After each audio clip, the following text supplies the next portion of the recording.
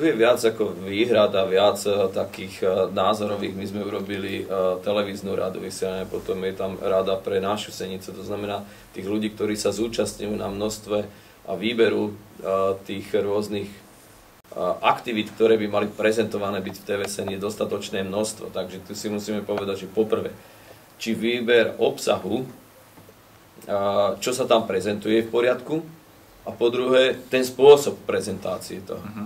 Takže tu vo veľa prípadoch boli vyzvy, že stále sú len školy, školky a takéto inštitúcie, ale že tam nie sú veci zo života, dajme tomu z polície, zo zadržaných osôb, z negatívnych javov, ktoré sa dejú v meste. Áno?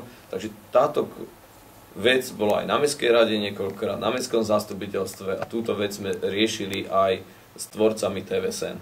Takže tu sme sa zhodli, že naozaj v niektorých veciach sa to musí zmeniť. Dosť náročné bolo nabrať dostať určité televízne záznamy, nabrať z mestskej polície, aby sme dostali do vysielania.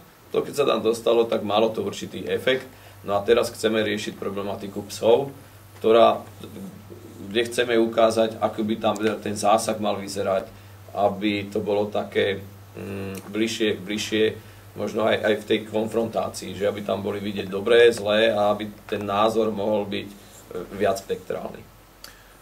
To znamená, že je snaha mesta keby trochu tlačiť TVSN do toho, aby tá žurnalistika ich, možno lokálna, bola viac z reálneho života a nebolo to v podstate len nejaké také ploché vyobrazenie toho, že proste boli tie karnevaly v materskej škôlke a teraz je tam defilé proste každého karnevalu z každej materskej škôlky postupne, napriek tomu, že to mesto možno žije trošku inými problémami a občas by tam možno mohla byť taká tá proste občianská žurnalistika, o tom tie problémy sú. To znamená, že váš osobný názor je, aby sa na to proste tlačilo. My na to tlačíme. My sme to niekoľkokrát aj sprezentovali a preto sme tam dali niektoré ako požiadavky, že aby tie názory takto boli prezentované.